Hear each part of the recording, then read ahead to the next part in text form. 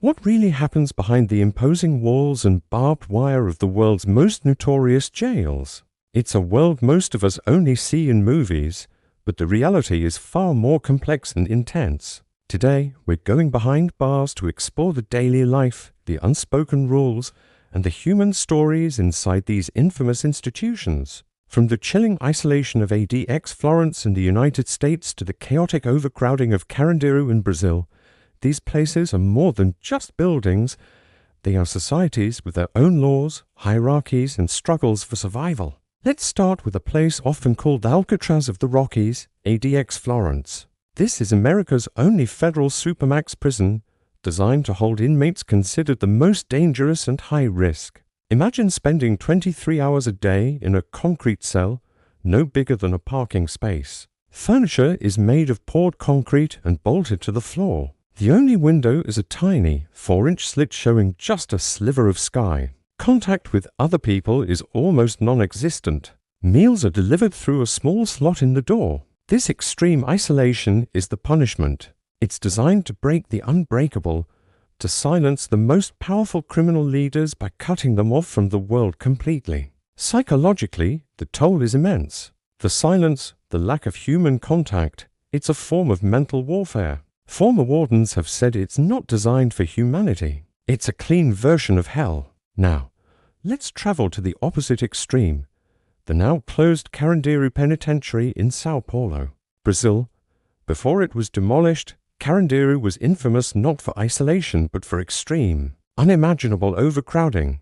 From Brazil, we go to Russia, to a place known as Black Dolphin Prison, located near the Kazakhstan border. It houses the country's most dangerous criminals, serial killers, terrorists, and cannibals. The security here is legendary. Inmates are blindfolded and bent over at the waist whenever they're moved from their cells, a technique to disorient them and prevent escape attempts. They're held in cells with 3 steel doors under 24/7 video surveillance. They are never allowed to rest or sit on their bunks during the day, only on a small stool. The psychological pressure is constant and deliberate. There's a reason for the name. There is no escape. Every inmate in Black Dolphin is serving a life sentence. So, the prison's only purpose is containment until death. It's a place where hope is completely extinguished. Let's shift our focus to Asia and visit the Philippines, home to the Quezon City Jail. Much like Carandiru, its story is one of severe overcrowding. This facility, built to house 800, has at times held nearly 1,000 inmates. The conditions are almost surreal. Men take turns sleeping on staircases, in open-air basketball courts, or anywhere they can find a patch of floor. Personal space is a luxury that doesn't exist. The heat and humidity are relentless. However, amidst this chaos, a unique culture has emerged. Inmates have developed a strong sense of community, organizing dance competitions and music programs that have gone viral online. It's a testament to the resilience of the human spirit, finding ways to create joy and order in the most challenging of circumstances.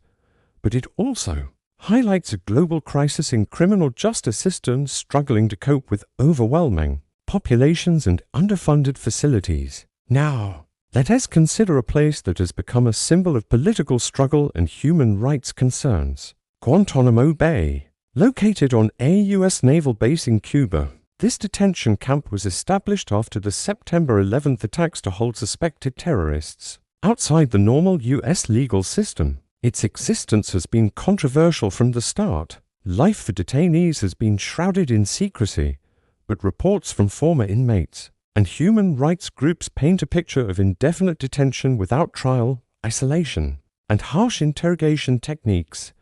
Unlike a traditional prison with set sentences, the defining feature of Guantanamo has been uncertainty. For many, the mental anguish of not knowing their fate if or when they would ever be released was the most difficult part of their confinement. The legacy of Guantanamo Bay continues to be debated globally, raising fundamental questions about justice, law, and human rights in the age of modern conflict. While these notorious prisons represent the extreme end of the spectrum, they reveal a universal truth about life behind bars. It is a world of its own, with its own rules, cultures, and forms of survival. Whether in the sterile isolation of a supermax or the chaotic density of an overcrowded facility. The loss of freedom is just the beginning. Inmates must navigate complex social hierarchies, constant psychological pressure, and the daily struggle for dignity.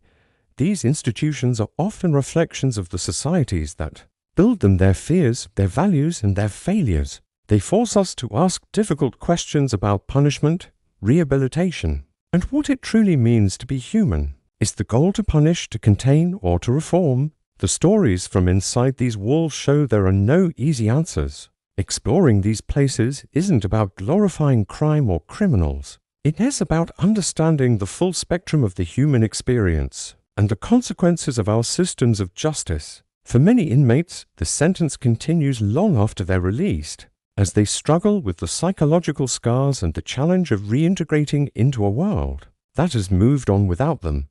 The conversation around prison reform is crucial. Many organizations and individuals are working to create more humane and effective systems that focus on rehabilitation, education, and mental health support, aiming to break the cycle of crime, because ultimately, the way a society treats its prisoners says a lot about its own humanity. Thank you for joining us on this journey inside some of the world's most notorious jails. It's a sobering look at a world hidden from view, but one that affects us all.